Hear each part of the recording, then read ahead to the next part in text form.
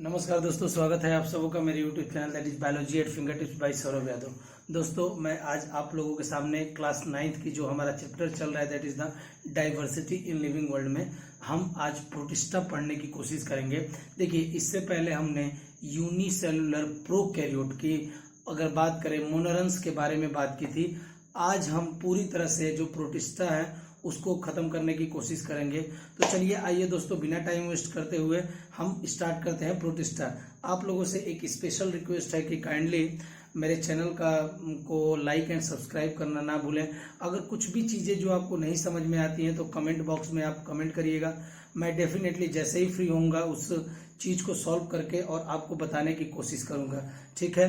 अगर जो आपके नए नए दोस्त बनते हैं तो उनसे भी ये वीडियो शेयर किया करिए ताकि उनके भी क्या होगा बेटा, उनके लिए भी बेनिफिशियल होगा और इस तरह से हमारा भी क्या होगा बेटा, हौसला बुलंद होता रहेगा। चलिए आते हैं, देखते हैं बेटा जी प्रोटिस्टा। देखिए, जो हमने पढ़ा था आर.एच. व्हिटेकर का 5 किंगडम क्लासिफिकेशन, तो उसमें हमने पढ़ा था कि बेटा जी दो ऐसे हैं जो कि यूनिसेलुलर होते हैं, यानी कि सिंगल सेल से बने होते हैं। पहला था किंगडम मोनेरा और क्या था बेटा, प्रोटिस्टा। लेकिन मोनरन जो थे बेटा जी उसमें ट्रू न्यूक्लियस नहीं प्रेजेंट था, इसीलिए उनको हम लोग प्रोकैरियोट्स बोलते थे। अब आ जाते हैं प्रोटिस्टा। ये क्या होते हैं बेटा जी, ये होते हैं यूकैरियोट्स। क्या होते हैं? यूकैरियोट, यानी यूकैरियोटिक ऑर्गेनिज्म जिसमें ट्रू न्यूक्लियस पाया जाएगा। और ये भी क्या है बेटा, यूनिसेलुलर, यानी कि कितने सेल से बने हुए हैं? 1 सेल से बने हुए हैं। That's why it is known as unicellular. लेकिन बेसिक डिफरेंस जो है आपके मोनरन से और आपके प्रोटिस्टा में बस ये है, वो भी यूनिसेलुलर है, ये भी यूनिसेलुलर है। लेकिन बेटा जी जो मोनरन्स होते हैं उसमें ट्रू न्यूक्लियस नहीं होता है तो वो प्रोकैरियोट्स होते हैं।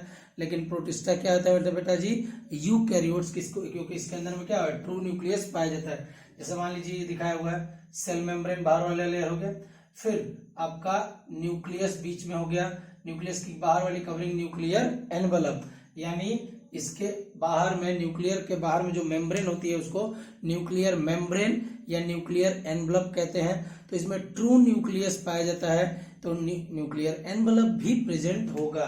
तो यहां आप लिख लीजिएगा, ट्रू न्यूक्लियस इज फाउंड। इसके अंदर में ट्रू न्यूक्लियस फाउंड होता है, इसीलिए इसको क्या बोलते हैं, यूकैरियोटिक ऑर्गेनिज्म बोलते हैं। अब भैया न्यूक्लियस होगा तो न्यूक्लियस की बाहर वाली कवरिंग को न्यूक्लियर एनवलप या न्यूक्लियर मेम्ब्रेन कहते हैं, वो भी प्रेजेंट होगा। जो नेक्स्ट पॉइंट है बेटा, ये समझने वाला पॉइंट है। ऑलमोस्ट कह रहा है कि देखिए जो भी आपके प्रोटिस्टा होते हैं उसमें सेल वॉल नहीं पाई जाती, ऑलमोस्ट, मोस्टली की बात कर रहा है। लेकिन कुछ ऐसे होते हैं जिनमें सेल वॉल पाई जाएगी। तो सेल वॉल किस चीज से बनी होती है बेटा जी? जिनमें पाई जाएगी वो बनी होगी सेलुलोज की और ग्लाइकेंस की। किसकी बेटा जी? सेलुलोज और ग्लाइकेंस की बनी होंगी। अगर होंगी तो ही, मोस्टली क्या होते हैं, लैक करते हैं, नहीं पाई जाती है। So almost all members lack cell wall, यानी कि उसमें सेल वॉल अब्सेंट रहेगी। सेल वॉल क्या रहेगी?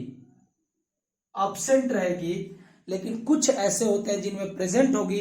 तो प्रेजेंट होगी तो किस चीज से बनी होगी बेटा जी? सेलुलोज या ग्लाइकेन से बनी होगी। क्लियर है जी? आइए, जो सबसे इंपॉर्टेंट चीज है इस प्रोटिस्टा की वो है बेटा, इसके अंदर में बहुत सारे लोकोमोटरी ऑर्गन्स पाए जाते हैं। लोकोमोटरी का मतलब जो मदद करते हैं प्रोटिस्टा को ताकि वो अपना लोकेशन चेंज कर सके, from one place to another जा सके, इन सर्च ऑफ फूड, कभी कभार प्रे से बचने के लिए, किसी तरह से आप एक जगह से दूसरे जगह वो जा सके। तो इनके अंदर में बहुत सारे स्पेशल स्ट्रक्चर पाए जाते हैं जो कि लोकोमोशन में मदद करते हैं। For example flagella, for example cilia, और कभी कभार सूडोपोडिया भी बना लेता है, जैसे कि अमीबा में देखेंगे, ठीक है। So they have cilia, they have flagella, they have pseudopodia, जो कि मदद करता है किस चीज के लिए? For locomotion. क्लियर है जी? नेक्स्ट पॉइंट देखेंगे, इसके अंदर में जो भी एग्जाम्पल दे रखे हैं, कुछ तो ऐसे होंगे जो प्लांट्स की तरह मिलते जुलते होंगे, कुछ प्रोटिस्टा ऐसे होंगे जो एनिमल्स की तरह मिलते जुलते होंगे, और कुछ प्रोटिस्टा ऐसे होंगे जो कि फंजाई से मिलते जुलते होते हैं। तो देखते हैं एग्जाम्पल ऑफ प्रोटिस्टा, ठीक है। सो प्लांट लाइक प्रोटिस्टा किसकी तरह बेटा जी, जो प्लांट की तरह दिखता है प्रोटिस्टा, प्लांट लाइक प्रोटिस्टा, जैसे यूनिसेलुलर एल्गी, किसकी बात बोलेंगे बेटा, यूनिसेलुलर एल्गी और आपका डाई एटम्स। क्लियर है, जरा इसको लिखिएगा, प्लांट्स की तरह जो होंगे unicellular algae and diatoms, क्या होंगे बेटा जी, डाई एटम्स। एनिमल की तरह जो होंगे, जो एनिमल की तरह दिखते हैं आपके प्रोटिस्टा, वो कहलाते हैं प्रोटोजोवंस। और कई प्रकार के प्रोटोजोवंस हो सकते हैं, अमीबाइड प्रोटोजोआ जो कि अमीबा हो गया, पैरामीशियम और यूग्लिना, ये बेसिकली क्या कहलाते हैं, प्रोटोजोवंस होते हैं जो एनिमल्स की तरह मिलते जुलते हैं। कुछ ऐसे होते हैं जो फंजाई की तरह होंगे, जैसे कि slime mould, water mould etcetera. Note down करेंगे, slime mould, water mould etcetera. तो देखिए जैसे कि प्लांट की तरह कुछ प्रोटिस्टा होंगे, जैसे कि यूनिसेलुलर एल्गी और डाई एटम्स। मोस्टली अगर बात करें इनको हम लोग प्लांट की तरह क्यों कहते हैं, देखिए प्लांट में भी होता है क्लोरोप्लास्ट जो कि फोटोसिंथेसिस कर सकते हैं, तो ये भी क्या कर देंगे बेटा, फोटोसिंथेसिस के लिए कैपेबल होंगे, इसीलिए इसको प्लांट लाइक कह रहे हैं। फिर एनिमल्स लाइक, यानी कि बेटा जी वो आपका फोटोसिंथेसिस नहीं कर पाएंगे तो एनिमल की तरह बोल रहे हैं, जैसे कि अमीबा हो गया, पैरामीशियम हो गया, यूग्लिना हो गया। फंजाई की तरह भी कुछ होंगे, जैसे कि स्लाइम मोल्ड्स और वाटर मोल्ड्स। अब आ जाइए मोड ऑफ न्यूट्रिशन की बात करते हैं। तो मोड ऑफ न्यूट्रिशन की बात करेंगे बेटा जी, तो इसमें दोनों तरह के होंगे, कुछ जो होंगे आपका फोटोसिंथेटिक करके खाना खुद बना पाएंगे, तो दैट आर कंसिडर्ड एज, क्या बोलेंगे, ऑटोट्रॉफिक, और जो नहीं बना पाएंगे उनको क्या बोलेंगे बेटा जी, हेटेरोट्रॉफिक। ये एक स्ट्रक्चर दिखाया हुआ है किसका बेटा जी, यूग्लिना को, जरा ध्यान से देखिएगा। देखिए सबसे बाहर वाली लेयर क्या होगी, सेल मेम्ब्रेन, क्या होगी, सेल मेम्ब्रेन। लेकिन इसके बाहर भी एक बेटा प्रोटीन रिच लेयर होती है जिसको कहते हैं पेलिकल, जो इस यूग्लिना को प्रोटेक्ट करने का काम करेगी। तो देखिए सेल मेम्ब्रेन जो रेड रेड दिख रहा है वो क्या बेटा जी, सेल मेम्ब्रेन। सेल मेम्ब्रेन के बाहर जो ब्लैक कलर की एक प्रोटीन रिच लेयर दिख रही है, that is called as pellicle. और ये पेलिकल का मुख्य काम होता है यूग्लिना को बचाना है, यूग्लिना की जो सेल मेम्ब्रेन है उसको डैमेज होने से बचाने का काम किसका होता है, पेलिकल का होता है। अब जब आप यूग्लिना का स्ट्रक्चर देखोगे बेटा जी, तो इसके अंदर में दो फ्लैजिला होंगे। एक फ्लैजिला जो बॉडी के अंदर में होगा काफी छोटा होगा, तो that is called as the flagellum. एक सिंगल को हम लोग बोलते हैं फ्लैजिलम, प्लूरल होता है तो फ्लैजिला कहते हैं। तो फ्लैजिलम जो कि शॉर्ट है, लेकिन एक जो है बेटा फ्लैजिलम या फ्लैजिला काफी बड़ा होता है, जो कि लार्ज होता है, और यही मदद करता है बेटा किस चीज में, लोकोमोशन में मदद करेगा। क्लियर है जी। आप जब यहां देखेंगे जहां पे आपका फ्लैजिला है, वहां पे एक डॉटेड लाइक स्ट्रक्चर बना हुआ है, that is called as the photoreceptor. ये बड़ा इंपॉर्टेंट है भैया, फोटो रिसेप्टर। देखिए रिसेप्टर का मतलब क्या हो गया, रिसीव करने वाला, ठीक है। लेकिन बेटा जी यहाँ ये क्लोरोप्लास्ट जैसा रोल नहीं कर रहा है, यहाँ पे ये जो फोटो रिसेप्टर है ये बेसिकली डिटेक्ट करता है लाइट को, कि भैया लाइट अगर बेसिकली ये मराइन होते हैं, तो देखिए यहाँ पे वाटर बह रहा है, ठीक है, ये यहाँ पे है, लाइट यहाँ नहीं पहुंच रही है, तो ये क्या करेगा, फोटो रिसेप्टर डिटेक्ट करेगा कि कहाँ तक लाइट आ रही है, यहाँ तक पहुंच जाएगा जहां तक उसको आसानी से क्या मिल पाएगी, लाइट आसानी से मिल पाएगी। तो ये डिटेक्ट कर लेता है कि लाइट एक्चुअली में किस डायरेक्शन में है, मुझे लाइट से दूर जाना है। अब मान लो खाना बन गया तो लाइट से दूर जाना है, तो बेटा लाइट से क्या हो जाएगा, दूर चला जाएगा। तो फोटो रिसेप्टर बेसिकली क्या करता है, डिटेक्ट करता है लाइट को कि किस डायरेक्शन में लाइट मौजूद है। अगर मान लीजिए खाना बनाने वाला होगा तो लाइट की तरफ मूव करेगा, अगर नहीं बनाना है, दूर जाना है, तो वो दोनों तरफ मूव कर सकता है। तो डिटेक्शन ऑफ लाइट होता है by the help of the photo receptor. इसमें कंट्रेक्टाइल वैक्यूल होता है। कंट्रेक्टाइल वैक्यूल एक ऐसा वैक्यूल होता है जो कि डिफ्यूजन से पानी इसके अंदर में जाएगा, सिंगल सेलुलर ऑर्गेनिज्म है, तो एक्स्ट्रा वाटर को बाहर निकालने में मदद करता है। कौन बेटा, आपका कंट्रेक्टाइल वैक्यूल। यहाँ पे देखिए न्यूक्लियस, न्यूक्लियस के अंदर में जो सबसे बड़ा पार्ट होता है उसको बोलते हैं न्यूक्लियोलस। ये जो न्यूक्लियोलस होता है, यहाँ लिख भी दिया लार्जेस्ट पार्ट ऑफ न्यूक्लियस, जो कि हेल्प करता है, एक प्रकार का आरएनए होता है। देखिए जब आप बड़े क्लासेस में जाएंगे तो बहुत प्रकार के आरएनए पढ़ाए जाएंगे आपको, आरआरएनए, एमआरएनए, टीआरएनए। तो उसमें से जो आरआरएनए है, राइबोसोमल आरएनए है, उसकी सिंथेसिस कहाँ होती है बेटा? न्यूक्लियोलस में होती है। So largest part of nucleus is the nucleolus. ये पूरा न्यूक्लियस है, न्यूक्लियस के अंदर में सबसे बड़ा भाग होगा न्यूक्लियोलस, जहां किस चीज की सिंथेसिस होगी? आरआरएनए की सिंथेसिस होगी। यहाँ पे क्लोरोप्लास्ट है, तो क्लोरोप्लास्ट क्या करेगा बेटा? ट्रैप करेगा सनलाइट को और मदद करेगा किस चीज में बेटा? फोटोसिंथेसिस करने में। तो यहाँ पे जैसे मैंने बोला था कि ये जितने भी किंगडम प्रोटिस्टा वाले होंगे, या तो उनके पास सीलिया, फ्लैजिला, सूडोपोडिया, कुछ तो ऐसा होगा जो उसको लोकोमोशन में मदद करेंगे। तो इसमें क्या था बेटा? फ्लैजिलम या फ्लैजिला।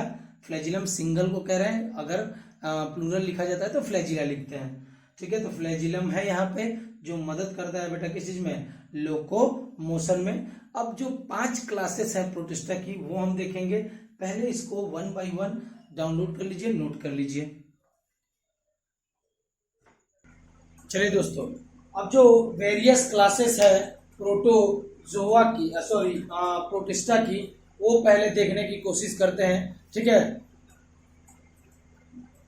देखिए, सबसे पहला जो एग्जाम्पल है इसमें, जो पहला क्लास होगा, देखिए आपके एनसीईआरटी में इतना इलोबरेटिव तरीके से नहीं दे रखा है, लेकिन जब आप 11th में जाओगे तो आप पढ़ोगे कि वेरियस टाइप ऑफ प्रोटिस्टा कौन कौन से होते हैं। तो इसलिए मैंने एक पिक्चर क्रिएट करने के लिए आपको बता दिया कि आप वहां जाओ तो आपको कुछ नया ना लगे। सो प्रोटिस्टा के बेसिकली 5 क्लासेस होते हैं, उन्हीं क्लासेस को बताने की कोशिश करूंगा।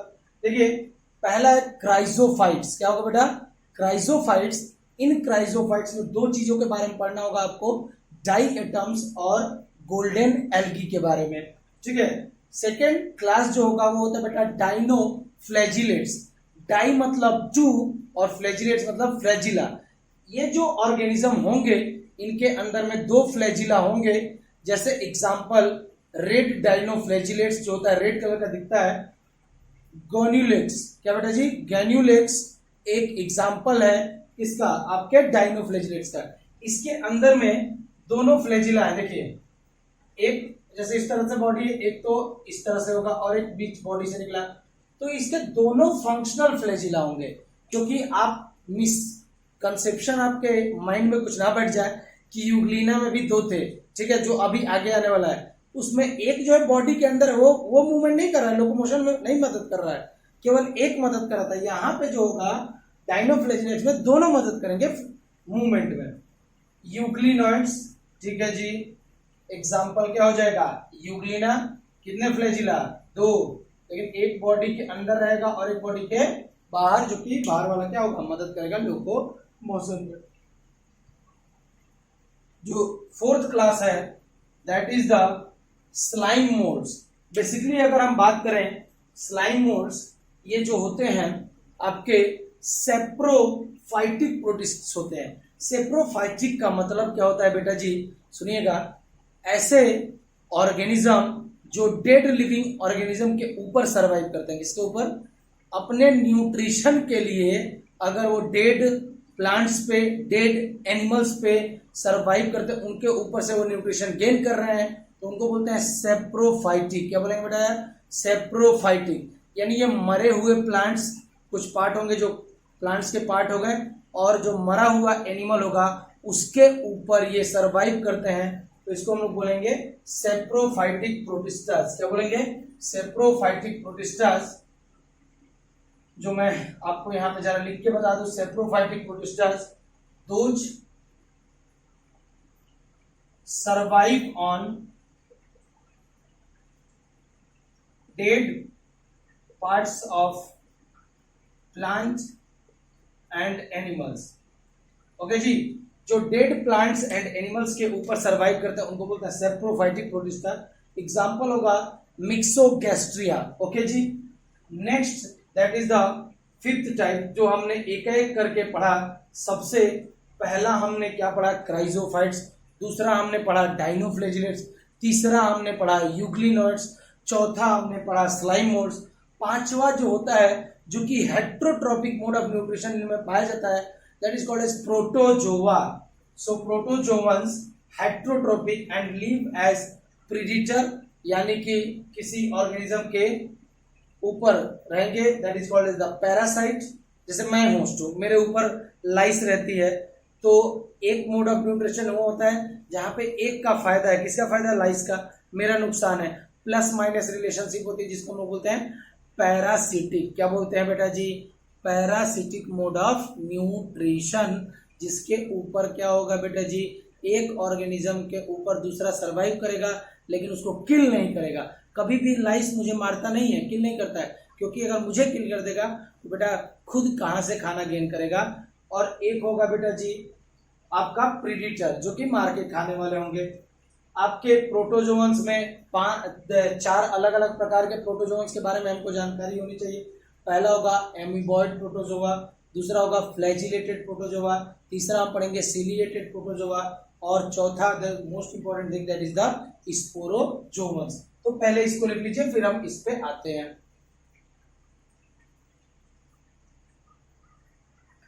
देखिए आपके प्रोटोजोअन्स दो तरह से हो सकते हैं, एक तो प्रीडेटर जो दूसरे को मार के खाएंगे, उनको हम लोग बोलते हैं प्रीडेटर, और एक दूसरे ऑर्गेनिज्म के ऊपर रहेंगे लेकिन उसको बिना किल किए हो उसके ऊपर रहेंगे। यहाँ पे प्रीडेटर का मतलब क्या होगा बेटा जी, किल कर देगा, लेकिन पैरासाइट में विदाउट किलिंग सर्वाइव करेगा। तो इस तरह से आपके रह सकते हैं। आइए पहला देखते हैं, एमीबॉयड प्रोटोजोआ। देखिए जनरली जो अमीबा होता है, अमीबा का जब आप स्ट्रक्चर देखे होंगे तो वहां पे उसके बॉडी के इलोंगेशन, चूंकि ये सिंगल सेलुलर है, सारा प्रोसेस इसके बॉडी में आपका डाइजेशन, एक्सक्रीशन, जो इंजेशन, सब कुछ जो होगा बेटा सिंगल सेल के अंदर में होता है। Ingestion, digestion, absorption, assimilation, egestion, सब कुछ जो होगा एक सिंगल सेल के अंदर में होता है। बेटा जब इनको अपना प्रे दिखता है, जैसे मान लीजिए यहाँ पे इनको अपना प्रे दिख गया, शिकार दिख गया, तो ये क्या करते हैं बेटा, अपने बॉडी से क्या बना, एक फॉल्स फिट बनाते हैं, जैसे इसको हम बोलते हैं सूडोपोडिया, और स्प्रे को अपनी बॉडी के अंदर में ले आते हैं और आपका फूड वैक्यूल के अंदर में इसको डाइजेस्ट करके खा जाते हैं। ठीक है, इसके अंदर में फूड वैक्यूल भी होता है, जैसे यहाँ पे मैंने बात बना दिया फूड वैक्यूल, जहाँ पे फूड का क्या होगा, डाइजेशन होगा। देखिए तो यहाँ पे आपको उतना जानने की जरूरत नहीं है, इतना जानने की जरूरत है जो ये एमीबॉयड प्रोटोजोआ होता है, ये बेसिकली किस लिए इसको एमीबॉयड प्रोटोजोआ बोल रहे हैं, on the basis of structure, या इसका जो स्ट्रक्चर है वो अमीबा से मिलता जुलता है, या अमीबा वाला ही क्या होता है प्रोटोजोआ में पाया जाता है। It is also known as amoeboid protozoa. इसके अंदर में एक सूडोपोडिया फॉर्म होती है जिसकी वजह से अपने प्रे को कैप्चर कर पाता है। सो पहला है बेटा एमीबॉयड प्रोटोजोआ, एग्जाम्पल हो जाएगा अमीबा। दूसरा है बेटा जी फ्लैजिलेटेड प्रोटोजोआ, नाम में ही छुपा हुआ है फ्लैजिलेटेड प्रोटोजोआ, वो प्रोटोजोआ होंगे जिनके अंदर में फ्लैजिला पाया जाएगा, और इस फ्लैजिला की मदद से वो क्या कर पाएंगे बेटा जी, अपने शिकार को पकड़ पाएंगे या अपने इनेमी से दूर भाग पाएंगे। The member of this group are either free living. Free living का मतलब बेटा ये किसी के बॉडी के ऊपर अटैच नहीं होता, जैसे मेरी बॉडी के ऊपर क्या है, लाइस अटैच है ना, ठीक, तो हमेशा अटैचमेंट में ही पाया जाएगा लाइस और मैं। लेकिन ये जो आपके क्या है फ्लैजिलेटेड प्रोटोजोआ, ये फ्रीली अवेलेबल होते हैं, यानी आपके फ्रीली किसी के साथ बिना एसोसिएशन के ही वाटर में या जहां जिस जगह रहना चाहे वहां रह सकते हैं। लेकिन ये होगा बेटा इनके पास क्या होगा, और दूसरा क्या हो सकता है पैरासिटिक। तो एक तो ये कि फ्रीली रहे, किसी के ऊपर डिपेंड ना करे, और एक ये जो किसी के ऊपर डिपेंड करे अपने न्यूट्रिशन के लिए, तो उसको बोलेंगे पैरासिटिक। तो ये दो प्रकार का हो सकता है। इसमें भी क्या होगा बेटा फ्लैजिला, जो मदद करता है किस चीज में बेटा, ऑब्वियसली मूवमेंट करने में, लोकोमोशन में मदद करेगा फ्लैजिला, जो आपका फ्लैजिलेटेड प्रोटोजोआ है, नाम में ही छुपा हुआ है। इसका जो पैरासिटिक फॉर्म होता है, जो एक पैरासिटिक फॉर्म होता है, यानी कि किसी भी ऑर्गेनिज्म के ऊपर, जैसे मान लो ये प्रोटोजोआ जो है फ्लैजिलेटेड प्रोटोजोआ, जिसमें एक ट्रिपेनोजोमा है, ट्रिपेनोजोमा एक फ्लैजिलेटेड प्रोटोजोआ है, ये अगर हमारी बॉडी में घुस गया तो बेटा जी ये एक बीमारी क्रिएट कर देता है, that is called as the sleeping sickness. क्या कहते हैं, स्लीपिंग सिकनेस। हम अभी सो के उठे, अब बहुत नींद लग रही है, फिर जाकर सो गए, फिर उठे और नींद, फिर सो गए। ऐसा क्यों हो रहा है, क्योंकि हमारी बॉडी के अंदर में एक फ्लैजिलेटेड प्रोटोजोआ आ गया है, that is called as trypanosoma, जिसकी वजह से एक डिजीज होती है, that is called as the sleeping sickness. तो ये भी लिख दिया, the parasitic form causes disease such as the sleeping sickness by the organism trypanosoma. अब दो प्रकार के प्रोटोजोआ रह जाते हैं, that is the ciliated protozoa and sporozoa. इसको नेक्स्ट सेक्शन में देखने की कोशिश करते हैं, इसको आप कंप्लीट कर लीजिए। चलिए दोस्तों, तो जो थर्ड टाइप ऑफ प्रोटोजोआ है that is called as the ciliated protozoa. इसका एग्जांपल बड़ा ही सिंपल है, जो आपने पढ़ा होगा पैरामीशियम। देखिए, इसके बॉडी के ऊपर पे बेटा लार्ज नंबर में 1000 नंबर पे छोटी छोटी इलोंगेशन होती है, जिसको हम लोग बोलते हैं बेटा सीलिया। और ये सीलिया इनके अंदर में जो पाया जाता है वो मदद करता है बेटा किस चीज में, लोको मोशन में। और साथ साथ ये भी ध्यान रखिएगा, ये प्रोवाइड करता है डायरेक्शन टू द फूड। जो फूड है उसको डायरेक्शन देता है, ताकि जो पैरामीशियम के अंदर में ओरल ग्रुप है, ओरल ग्रुप से होते हुए आपके सेल माउथ से होते हुए साइटोस्टम से होते ये गलेट के अंदर में जा सके, जहां फूड वैक्यूल बनेगा और उसका डाइजेशन होगा। क्लियर है जी। सो जो भी सिलिएटेड प्रोटोजोअन्स होते हैं उनके अंदर में 1000 नंबर ऑफ थाउजेंड्स में क्या हो जाती है बेटा, आपकी सीलिया होती हैं। और ये सीलिया, जैसे मान लीजिए ये देखते हैं स्ट्रक्चर ऑफ पैरामीशियम, ठीक है, पूरी तरह से बॉडी पे क्या लगी हुई है, छोटी छोटी क्या लगी हुई है, सीलिया। अब यहाँ है फूड पार्टिकल, इस फूड पार्टिकल को मुझे माउथ में घुसाना है, क्योंकि बेटा देखो फूड मेरे सामने रखा हुआ है, जब तक मैं उसको इंजेस्ट नहीं करूंगा मुझे एनर्जी मिलेगी, नहीं मिलेगी। ये भी इंजेक्शन करना चाहता है, तो बेटा फूड वैक्यूल जो पार्टिकल है इसको ये मूव करके धीरे धीरे सीलिया से ऊपर ले जाते ओरल ग्रुप में ले आएगा। ओरल ग्रुप से ये ट्रांसफर होगा साइटोस्टोम में, जिसको सेल माउथ कहते हैं।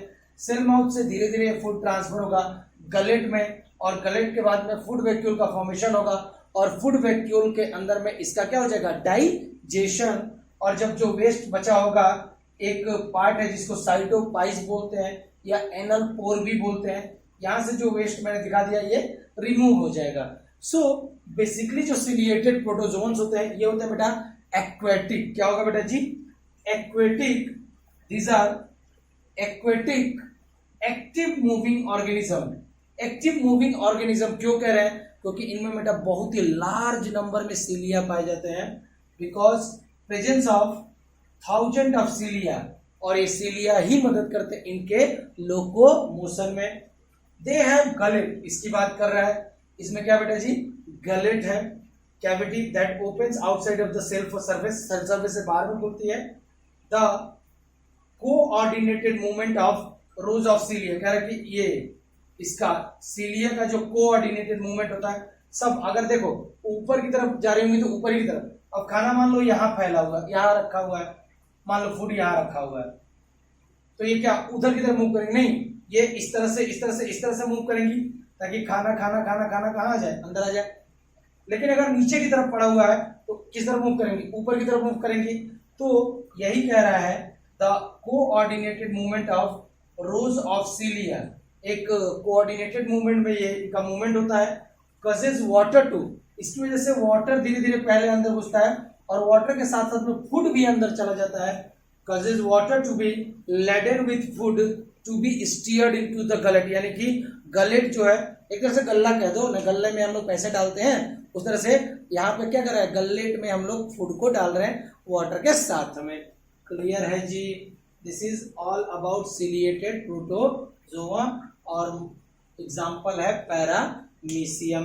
अब आ जाइए the last type of protozoa that is called the sporozoans. नाम में छुपा हुआ है, देखिए ये प्रोटोजोआ के अंदर में अपनी लाइफ के अंदर में जो होते हैं ना, एक इन्फेक्शियस मतलब जो दूसरे बॉडी में जाएगी तो क्या क्रिएट करेगी, सम प्रॉब्लम क्रिएट करेगी, इन्फेक्शियस एजेंट की तरह काम कर रहा है ये। तो उसकी बॉडी में एक इन्फेक्शियस स्पोर बनता है। क्या बनता है बेटा, इन्फेक्शियस स्पोर। कुछ इस तरह का स्ट्रक्चर है, मान लीजिए स्पोर बनता है, जिसको हमने बोला इन्फेक्शियस स्पोर। अगर ये स्पोर किसी माध्यम से, एयर, वाटर, किसी माध्यम से किसी हेल्दी लिविंग ऑर्गेनिज्म के अंदर में घुस गया तो वहां ये स्पोर का क्या होगा, जर्मिनेशन फटेगा और ये स्पोर की वजह से डिजीज हो सकती है आपके बॉडी के अंदर में। जैसे कि बेसिकली आपने सुना होगा बेटा, कई बार पूछा जाता है कि मलेरिया जो होता है वो मच्छर से होता है, यानी कि मॉस्किटो से होता है। बताइए सही है गलत है? तो कई लोग कूद के कहेंगे हाँ सर मच्छर से होता है। नहीं होता है बेटा, मलेरिया जो होता है बेसिकली वो होता है प्लाज्मोडियम से, जो एक होता है बेटा क्या है, प्रोटोजोआ। तो ध्यान रखिएगा मलेरिया बेटा, मच्छर एक जो है ना वेक्टर है, फीमेल एनाफिलिस मस्क्यूटो जो है एक वेक्टर है जो एक जगह से दूसरी जगह ट्रांसफर करने का काम करती है, वो नहीं करती है। बेसिकली जो मलेरिया होगा वो आपकी बॉडी में प्रोटोजोआ के इंट्रेंस की वजह से होता है। So this includes diverse organism, बहुत सारे ऑर्गेनिज्म होंगे दैट हैव इन्फेक्शियस, क्या बेटा, इन्फेक्शियस, जिसके अंदर में इन्फेक्शियस स्पोर लाइक स्टेज होती है, स्पोर लाइक स्टेज होती है, यानी ये इन्फेक्शन करने वाले हैं in their life cycle. The most notorious, notorious का मतलब होता है मोस्ट फेमस, इज प्लाज्मोडियम। क्या बेटा जी, प्लाज्मोडियम, जो कि एक मलेरियल पैरासाइट है विच कॉजेस मलेरिया। तो आज के बाद में मैंने लिख दिया malaria is caused by protozoa, उसमें भी कौन है, प्लाज्मोडियम। ये जो मॉस्क्यूटो होता है ये एक्ट करता है एज अ वेक्टर। वेक्टर का मतलब होता है बेटा जी जो एक ऑर्गेनिज्म से, जिसको मलेरिया हो गया, उससे दूसरे में पहुंचाने में मदद करता है। कौन बेटा जी, मॉस्क्यूटो। सो ये था एक छोटा सा लेक्चर बेटा आप लोगों के लिए। The various type of protista को हमने डील किया, पूरा प्रोटिस्टा किंगडम को आपके लेवल पे समझने की कोशिश की, कुछ चीजें एक्स्ट्रा बताई जो आप लोगों को इसलिए बताया कि आप 11th में जाओ तो कुछ नया महसूस ना हो, क्लासेस बता दिए और ये सारे आपके प्रोटोजोअन्स भी बता दिए। इसमें आप याद ये कर लीजिएगा, स्लीपिंग सिकनेस जो डिजीज होती है वो ट्रिपोनोजोमा की वजह से होती है, जो फ्लैजिलेटेड प्रोटोजोआ होती है, और ये प्लाज्मोडियम जिसकी वजह से मलेरिया होती है, बहुत बार पूछा जाएगा। ठीक है जी, अगर आपको ये वीडियो अच्छा लगा हुआ है तो काइंडली लाइक एंड सब्सक्राइब करना ना भूलें और अपने दोस्तों से भी शेयर करें। Thank you all.